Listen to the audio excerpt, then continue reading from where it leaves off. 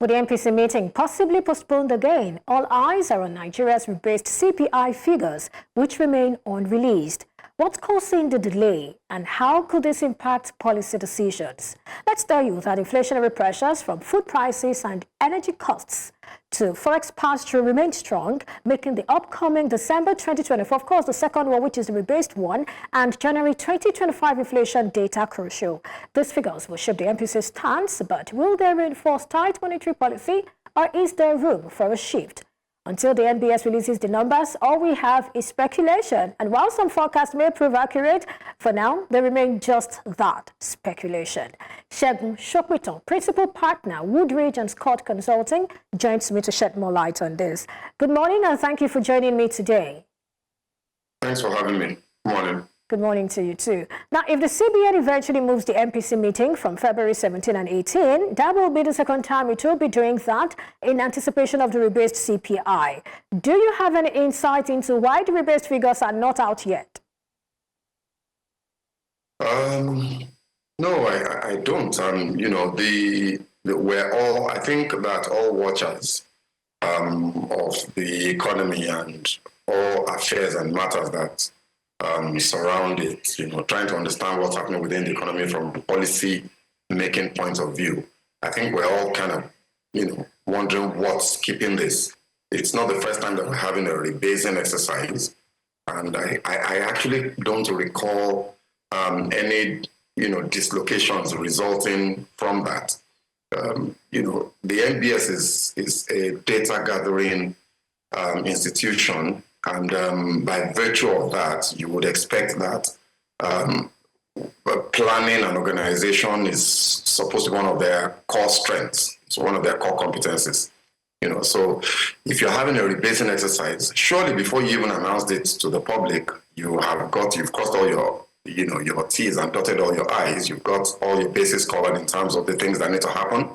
All of it, it's a lot of work. You're basically changing a lot of templates, you're adding a lot of new information, and so on and so forth. But you should have done all of that before you announce to the public that you're having a rebasing exercise, such that once you do make the announcement, you roll out some sort of a timeline or a timetable, and you stick with that, so that policymakers can continue to plan, so that they can continue to rely on you to provide the data they so badly need to make the right decisions. So a situation where the Central Bank of Nigeria, no less, and the Monetary Policy Committee can't meet because the NBS is rebasing one of the data that it's responsible for providing to the economy is unacceptable.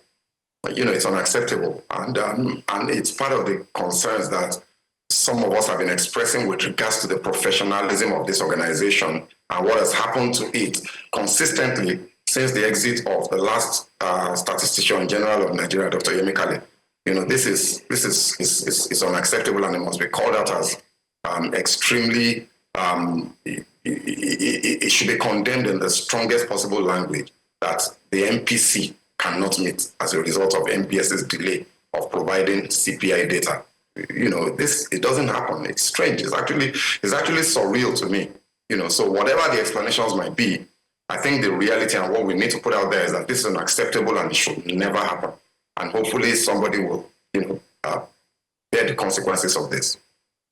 Right. I believe you have seen the preliminary reports on the rebasing of either the GDP or even the CPI. So talk to us. I haven't spoken with you since then. So tell us, do you have any concerns regarding these, whether it's the GDP, or maybe we should just stick with the CPI since that's what we're looking at, or are there more bright sides in it for you? Yeah, look, when we use the expression rebasing, for me, it's a bit, it doesn't totally capture what they're trying to do. So if you are rebasing, then you're basically saying you're looking at your reference year and you're bringing it forward to kind of ensure that the outcome of your computations are more reflective of the current times.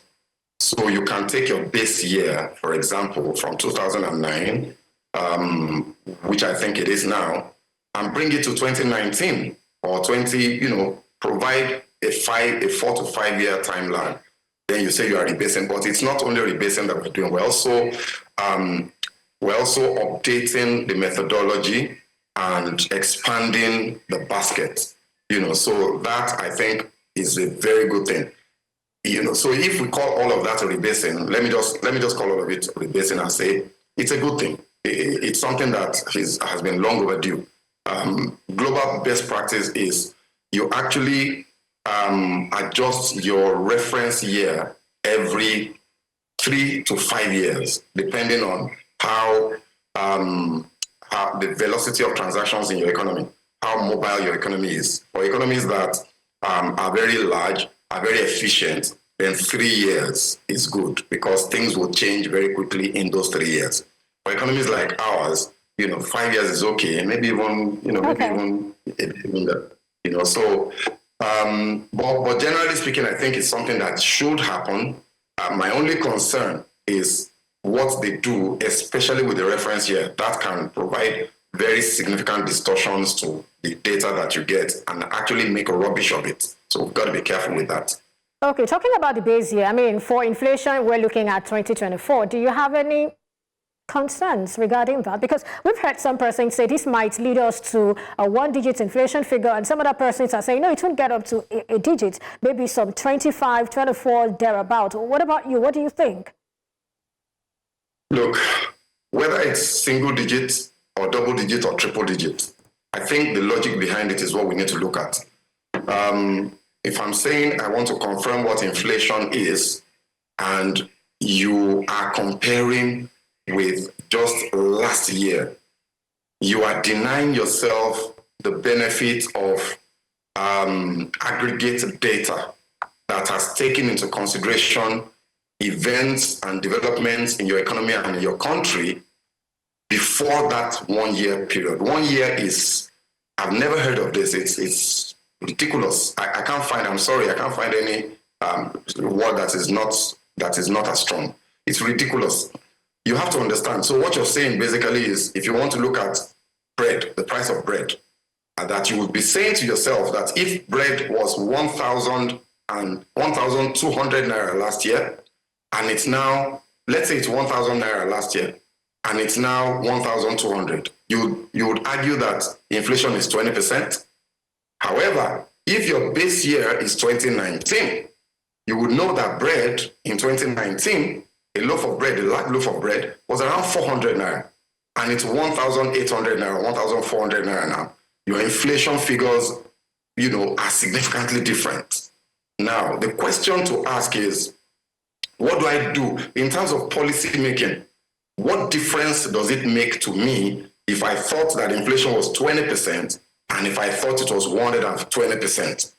Do you see the danger? So I might be lured into thinking that everything is fine, things are not so bad, so I need a little adjustment here and there, and we should be fine.